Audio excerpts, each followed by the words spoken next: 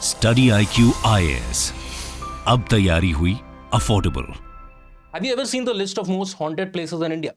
India में कई सारे राज्य ऐसे हैं, कई सारी जगहें ऐसे हैं, कई सारे फोर्ट्स, वीराने, खंडर ऐसे हैं जो डार्क मैजिक या फिर आप इसको ब्लैक मैजिक, काला जादू कह करके जानते हो, मैजिकल प्रैक्टिसेस के लिए काफी ज्यादा फेमस होते हैं। इस तरीके के एक्ट्स अक्सर हिस्ट्री में भी रिकॉर्ड किए गए, जिसको सोसाइटी के अंदर में, किसी भी सोसाइटी में एक एंटी सोशल एलिमेंट के तौर पे देखा जाता है। और इसको प्रैक्टिस करने वाले जो लोग होते हैं वो हमेशा संदेह के दायरे में होते हैं और सोसाइटी उन्हें कभी भी एक्सेप्ट नहीं करती है।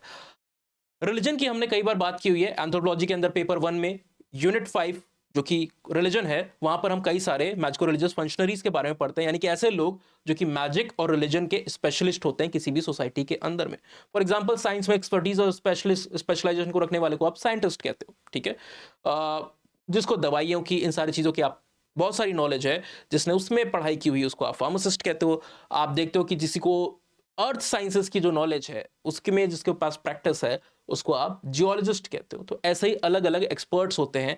मैजिक और रिलीजन के टर्म्स में जब सोसाइटी में आप देखते हो कि किसी के पास एक्सपर्टीज है, तो हम उनको मैजिको रिलीजियस फंक्शनरीज कहते हैं। ये अलग अलग टाइप के होते हैं, आपके सिलेबस में भी यूनिट 5 में दिए होते हैं।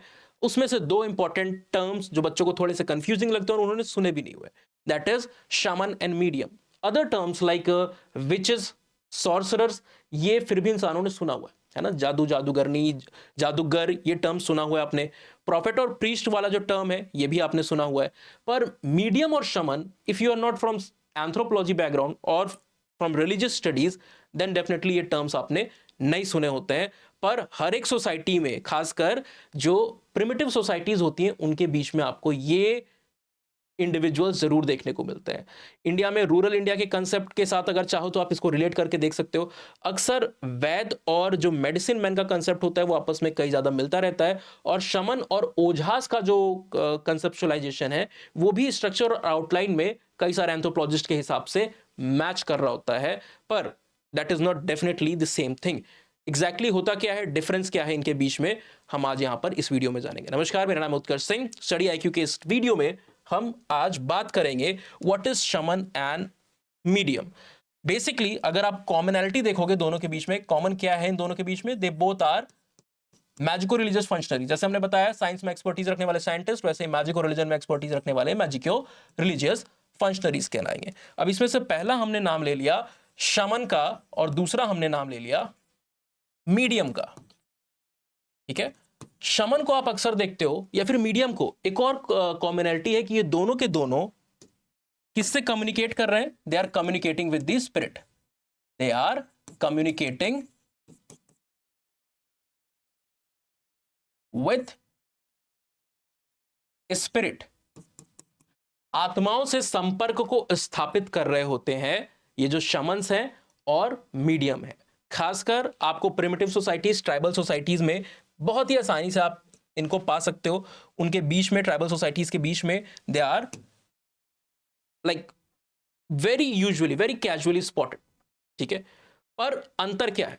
दोनों मैजिको रिलीजियस फंक्शनरीज है, दोनों स्पिरिट से कम्युनिकेशन को एस्टैब्लिश कर रहे हैं। अंतर क्या है? शमन्स के पास जब भी कोई क्लाइंट जाता है, आप या हम जाएंगे, क्लाइंट का मतलब जाहिर सी बात है आप कोई ट्रांजैक्शन करने नहीं जा रहे हो, बट डेफिनेटली टेक्निकल टर्म्स में आप क्लाइंट ही बोलोगे। आप अपनी प्रॉब्लम्स को लेकर के उनके पास पहुंच रहे हो, शमन्स के पास, और आप कहोगे कि दिस इज द प्रॉब्लम, बहुत समय से हमारे घर में देयर इज नो बर्थ, कोई चाइल्ड नहीं हो रहा है, ठीक है। या फिर आप कह सकते हो कि हमारी क्रॉप फेलियर हो जा रही है, फसल जो है वो बर्बाद हो जा रही है, या फिर बहुत सारी ट्रेजेडीज आ रही हैं फैमिली में। सो अक्सर जाहिर सी बात है, शमन जो होता है स्पिरिट्स को मानता है कि कोई ना कोई स्पिरिट जो है उसकी वजह से ये प्रॉब्लम्स आपकी लाइफ में आ रही है ना।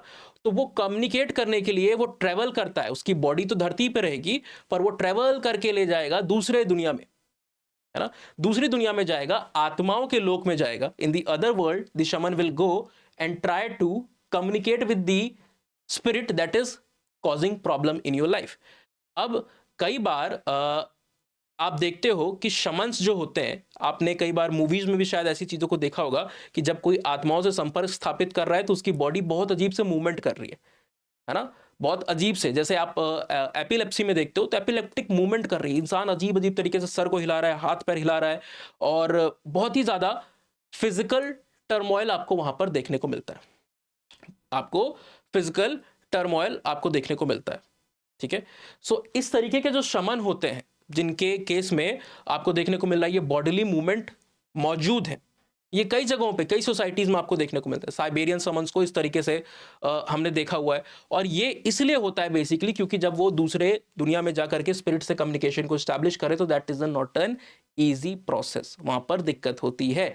इसीलिए कई बार ये शमन्स अपने कंट्रोल में अपने साथ खुद की कुछ गार्जियन स्पिरिट्स को भी रखते हैं। वो गार्जियन स्पिरिट क्या करती है, गाइड करती हैं उनको दूसरे वर्ल्ड में, है ना, ताकि ये चीजें ना हो। और ऐसे जो समन्स होते हैं जो गार्जियन स्पिरिट के थ्रू कम्युनिकेट कर रहे हैं वो यूजुअली स्टेबल समन्स कहलाते हैं। क्या कहलाएंगे, स्टेबल शमन्स कहलाते हैं, जिनके में आपको ये अजीब अजीब मूवमेंट, हाथ पैर इधर उधर हिला रहे हैं, बहुत सारा खाना खाने लग रहे हैं, 5-5 इंसानों का खाना, जो पहली वाली कंडीशन हमने बताई जिसमें कई सारा फिजिकल टर्मोइल देखने को मिल रहा है, वो बहुत सारे 4-4 5-5 लोगों का खाना खा ले रहे हैं, उनको चेन में बांधा जा रहा है तो चेन तोड़ ले रहे हैं in the process of communicating with the spirit to solve the problem और take out the solution of the problem of the client that has come to them. Alright, अब ये शमन जो होते हैं वो प्रॉब्लम की जड़ को ढूंढे और उन्होंने वहां पर सॉल्यूशन प्रोवाइड कर दिया। मीडियम के केस में अब आप देखते हो तो यहां पर कोई क्लाइंट नहीं जा रहा है अपनी प्रॉब्लम को सॉल्व करवाने के लिए। अगर कोई अप्रोच कर भी रहा है तो basically he wants to know of certain reasons. I am not sure and I could not exactly remember, but आप शायद एक पहली मूवीज को देखे होंगे जो हिंदी फिल्म इंडस्ट्री ने बनाई हुई है, राज करके शायद एक मूवी का नाम है, राज बहुत पहले की मूवी है, ठीक है। और आई एम नॉट श्योर कि उसी में है या फिर किसी और मूवी में, आप मुझे कंफर्म करके बताइएगा। उस मूवी के अंदर में आप क्या देखते हो कि ऑइजा बोर्ड जो होता है ना, एक बोर्ड को रखा जाता है और उस पर आत्माओं को कैंडल्स वैंडल्स लगा करके आत्माओं के साथ कम्युनिकेट करने की कोशिश की जाती है, और आत्मा इंसान की बॉडी में आएगी और वहां पर क्या करेगी, कम्युनिकेट करेगी बाकी लोगों से। कई सारी मूवीज में आपने देखा होगा, है ना, कि इंसान जो होता है वो पजेस हो जा रहा है, वो पजेस हो जा रहा है, और फिर उसके बाद वो इंफॉर्मेशन को रिवील कर रहा है कि हाँ इसने मेरा मर्डर किया था, उसने मेरा मर्डर किया था, और जो भी इंफॉर्मेशन हो। तो मीडियम आप इसी कंसेप्ट से थोड़ा बहुत रिलेट कर सकते हो। मीडियम के केस में भी ऐसी ही चीज होती है, मीडियम के केस में भी इसी तरीके की चीज होती है, और मीडियम इज बीइंग पजेस्ड, वहां पर वो पजेस्ड हो जा रहा है बाय द स्पिरिट, जो कि एक इंफॉर्मेशन को रिवील कर रही है या कर रहा है, जो स्पिरिट होगी इंफॉर्मेशन को रिवील किया जा रहा है। और ये जो रिवील्ड इंफॉर्मेशन होती है इसको आप अक्सर क्या कहते हो, ओरेकल कहते हो, एक संदेश कहते हो, है ना। कई बार लोग मीडियम के लिए भी ओरेकल टर्म का यूज करते हैं, पर oracle is not same as medium. Oracle को आप बेस्ट रिलेट कर सकते हो अगर आपने हिंदू स्क्रिप्चर्स में लॉर्ड कृष्ण के बर्थ के बारे में सुना हुआ है, तो आपको डेफिनेटली पता होगा कि उनके बर्थ से पहले उनके जो मामा श्री थे यानी कि कंस जो थे, उनको एक क्या मिला था, एक आकाशवाणी, एक भविष्यवाणी मिली थी कि आपका जो भांजा होगा वो आपको मार देगा। तो इसीलिए वो क्या करते हैं, अपने जितने भी बर्थ होते जाते हैं उनको वहां पर अपने भांजों को, भांजे भांजियों को मारते जाते हैं, वो चांस नहीं लेना चाहते, है ना। तो ओरेकल भी इसी तरीके का क्या है, the information revealed by the spirit, जिसने मीडियम को पजेस किया था, उसने जो इंफॉर्मेशन दी, आप उस इंफॉर्मेशन को, रिवील्ड इंफॉर्मेशन को आप क्या कह रहे हो, आप ओरेकल कहते हो, ठीक है। अब दोनों के बीच में डिफरेंस क्या है, दोनों स्पिरिट से डील कर रहे हैं, पर हमने नेचर देखा, है ना। यहां पर पहली बात तो क्लाइंट अपनी प्रॉब्लम का जड़ या सॉल्यूशन ढूंढने के लिए नहीं आया है, वो किसी कॉज, अगर किसी की डेथ हो गई, अनटाइमली डेथ हो गई है, तो ऐसी इंफॉर्मेशन को जानना चाहता है। कोई ऐसी इंफॉर्मेशन जो आप, कोई एंसेस्टर्स हो सकते हैं या आपकी फैमिली का कोई हो सकता है ना, उससे आप इंफॉर्मेशन को वहां पर गेन करना चाह रहे हो। जो सबसे बड़ा डिफरेंस है शमन और मीडियम के बीच में, ये जो शमन है ये बेसिकली क्या करता है, shamans are basically controlling the spirit. Spirit जो है, जो आत्माएं हैं, वो शमन के कंट्रोल में है, वो उसको काबू में करके अपना काम करवा रहा है, या उससे कम्युनिकेट करके, जरूरी नहीं काबू में करके, बट कम्युनिकेट करके अपने काम को करा रहा है। और कई बार इस चीज को आसान करने के लिए हमने भी बताया कि उसके पास कुछ गार्जियन स्पिरिट्स भी हैं जो उसके कंट्रोल के अंदर में। So he is exercising power over the spirit. Whereas medium के केस में आप क्या देख रहे हो, ये तो भैया पजेस्ड हो जा रहे हैं स्पिरिट से, है ना, पजेस्ड बाय स्पिरिट हो रहे हैं, उसको कंट्रोल करने की जगह उसके काबू में खुद ये आ जा रहे हैं, और फिर स्पिरिट वहां पर बोल रही है। जो फिजिकल चेंजेस है वो दोनों के केस में होते हैं, पर मीडियम शमन के केस में हमने कहा कि जरूरी नहीं कि हर एक शमन में ये फिजिकल टर्मोइल हो, जो गार्जियन स्पिरिट्स को रखे रहते हैं मोस्टली उनके बीच में ये फिजिकल जो कंडीशनिंग आपको देखने को मिलती है, एपिलेक्टिक मूवमेंट जो आपको देखने को मिलते हैं, चेन्स को तोड़ रहे हैं, बहुत सारा खाना खा रहे हैं, ये सारी चीज़ें उनके बीच में नहीं देखने को मिलेगी ऐसे समझ के बीच में। पर मीडियम चाहे कोई भी हो, जब वो पजेस्ड होता है तो जो भी इंफॉर्मेशन उसने रिवील की, ये जो ओरेकल उसने दिया, ये अपनी आवाज में नहीं देगा, है ना। जो वॉइस की क्वालिटी है, जो वॉइस की क्वालिटी है, उसको ऑब्जर्व किया जाता है कि वो चेंज हो गई है, और वो चेंज हुई है मतलब उसकी जो पिच है वो बदल सकती है, उसका टोन है वो बदल सकता है। हो सकता है कोई मेल हो वो फीमेल की तरह में बात कर रहा है फीमेल की पिच में, कोई फीमेल हो वो मेल के पिच में, उस टोन में, है ना। बात करने का तरीका, तौर ढंग, सारी चीजें, वॉइस की क्वालिटी वहां पर ऑल्टर्ड हो जाती है। एंड मोस्टली, कई बार, नॉट ऑलवेज, जो मीडियम है दे does not sorry they do not remember the information that was revealed, क्योंकि क्या है, वो उस समय पजस थे, तो अब उन्हें वो इंफॉर्मेशन एग्जैक्टली नहीं याद है कि उन्होंने क्या चीजें बताई थी। So they are also two important part जब हम मैजिकल रिलीजियस फंक्शनरीज को कहते हैं। और मोस्टली जैसे कि हमने डिस्कस किया, प्रिमिटिव सोसाइटीज के बीच में ये देखने को मिल रहे होते हैं। अगर अभी भी आपको कोई कंफ्यूजन है तो आप कमेंट सेक्शन में डेफिनेटली पूछ सकते हो। ऐसे इंटरेस्टिंग चीजों को हम कहां पर पढ़ते हैं? इन एंथ्रोपोलॉजी, खासकर सोशल एंथ्रोपोलॉजी का जो पार्ट होता है, वहां पर ये चीजें डिटेल में डिस्कस की जाती है। फैमिली, मैरिज, है ना, किनशिप जो होती है, पॉलिटिकल ऑर्गेनाइजेशन, सोशल एंथ्रोपोलॉजी, जो मॉडर्न कॉन्टेक्स्ट में ना हो करके यूजुअली पास्ट और प्रिमिटिव सोसाइटीज, ट्राइबल सोसाइटीज के बारे में जिक्र करती है। और जानना आपके लिए भी काफी ज्यादा इंटरेस्टिंग होता है कि हमारे यहाँ तो लॉज हैं, है ना, रिटन लॉज है, कॉन्स्टिट्यूशन है, आईपीसी, सीआरपीसी है। ट्राइबल्स, खासकर कि पहले के जो ट्राइबल्स थे, जो असली ओरिजिनल जो ट्राइबल्स थे, उनके बीच में सोशल कंट्रोल, पॉलिटिकल कंट्रोल कैसे होता था, पावर का क्या मतलब उनके बीच में होता था, उनके यहाँ पर इकोनॉमिक ऑर्गेनाइजेशन क्या था, जब बार्टर भी नहीं था तो उनके यहाँ पर इकोनॉमिक मोड क्या होता था, रिलीजन शुरुआत कैसे हुई, शुरू में कैसा रहा होगा, और हमारा जो हम आज देख रहे हैं वो किस तरह बना होगा, किस टाइम फ्रेम में बना होगा। जैसे इंसान का बायोलॉजिकल इवोल्यूशन हुआ है, वैसे ही कल्चर का भी इवोल्यूशन हुआ है, और कल्चर के एलिमेंट का भी हुआ है। तो ये सारी चीजें आप एंथ्रोपोलॉजी ऑप्शन में पढ़ते हो। पिछले 7 साल से नंबर 1 ऑप्शन है। टॉप 10 में इसने 2 दफा पिछले 5-6 सालों में 4 रैंक के दिए। 2017 में टॉप 10 में 4 और 2022 में भी टॉप 10 में 4। अगर आप टॉप 10 के अंदर रैंक की बात करते हो तो लगभग इसने 20-30 रैंक दी होंगी नियर फ्यूचर में, है ना। So it has been the number 1 option. सबसे ज्यादा सक्सेस रेट है, सबसे शॉर्टेस्ट है, तो वो इंडिविजुअल जो कि वर्किंग प्रोफेशनल है, जो काम करते हैं, कहीं पे जॉब्स कर रहे हैं, या फिर कॉलेज में, ग्रेजुएशन, पोस्ट ग्रेजुएशन में, या फिर जीएस और ऑप्शनल को एक साथ पढ़ रहे होते हैं तो भी टाइम कम हो सकता है, या फिर फैमिली की रिस्पॉन्सिबिलिटी बहुत है ना, आफ्टर मैरिज वो अगर प्रिपरेशन को कर रहे होते हैं, ऐसे लोगों के लिए anthropology option is the best option. Why? Because सबसे लीस्ट टाइम कंज्यूमिंग है, इंटरेस्टिंग है, ज़्यादा रट्टाफिकेशन की यहाँ पर ज़रूरत नहीं होती है, मेहनत आपकी नहीं लगती है, और हंसते हंसते कब कोर्स खत्म होता है वो आपको नहीं पता होता, ठीक है। खासकर ये बात है कि 6 महीने के अंदर में टेस्ट सीरीज के साथ आप इस ऑप्शन को 6-6.5 महीने में खत्म कर लेते हो, unlike most of the other option जो कि 8 से 10 महीने लेते हैं, ठीक है, 8 से 10 महीने। और ये जो 6 महीने भी हम बोल रहे हैं, ये 6 महीने आपकी जो सैटरडे संडे को क्लासेस नहीं होती हैं, है ना, क्लासेस आपकी 5 दिन होती हैं, तो वो weekly off plus a lot of holidays, जो अभी आप देख रहे हो, क्रिसमस, न्यू ईयर है, बाद में और फेस्टिवल्स आएंगे, है ना, इन सबको मिलाने के बाद 6-6.25, अगर हमको इनको घटा देते हैं और डेली लेक्चर्स की अगर बात करें तो आप आसानी से 4.25 महीने में इस कोर्स को खत्म कर देते हो।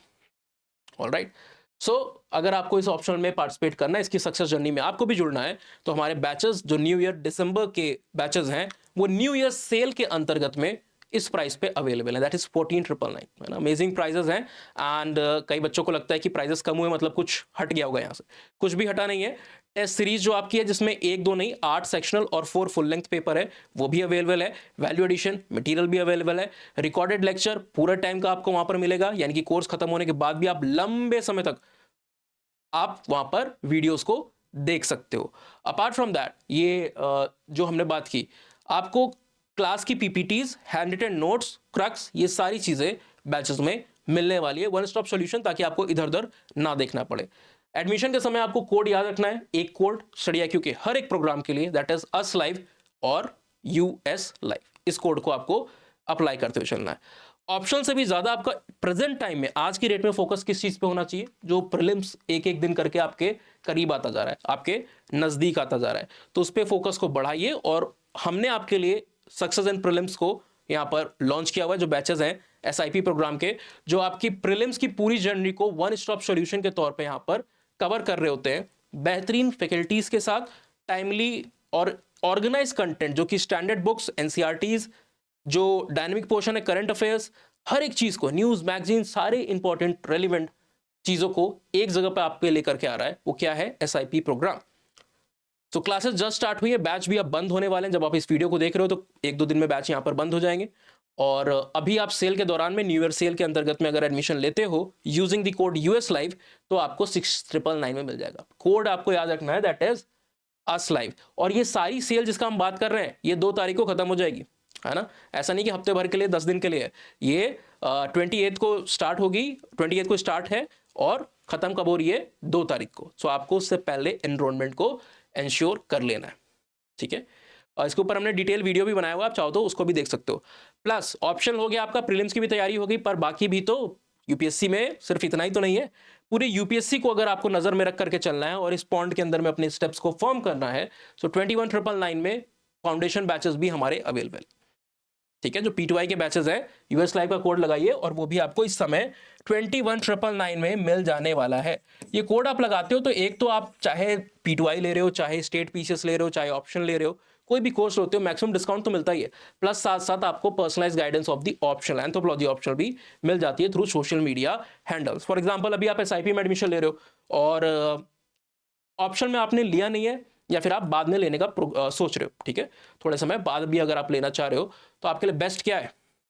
आप US Live लगाइए और आप मुझसे जब से आपकी क्लास शुरू हो सकता है आप बाद के बैच में पार्टिसिपेट करना चाहो, तो क्लास शुरू होने से पहले भी आपको कुछ डाउट्स को क्लियर कराना होगा। क्या बेसिक पढ़ना है, क्या नहीं पढ़ना है, वो भी आपको हो सकता है जानना हो, तो आप डेफिनेटली डायरेक्टली कम्युनिकेट कर सकते हो। For admission related queries, for any anthropology related query, या फिर प्रिपरेशन की क्वेरीज, कोई भी क्वेरीज हो आपकी, तो आप उत्कर्ष_हेयर पे इंस्टाग्राम पे मुझसे डायरेक्टली कम्युनिकेट कर सकते हो। और टेलीग्राम पे फ्री मटेरियल आपके लिए UPSC प्रिपरेशन, खासकर एंथ्रोपोलॉजी के लिए अवेलेबल है on the channel anthropology decoded by Utkarsh Singh. So ये दोनों को आप सेव कर लीजिए, सोशल मीडिया हैंडल्स को, and will see you in the next lecture with some more interesting concept of anthropology, और एंथ्रोपोलॉजी की दुनिया में आपका और भी ज्यादा इंटरेस्ट आएगा। Till then, thank you, have a nice day, signing off. Study IQ IAS, अब तैयारी हुई अफोर्डेबल।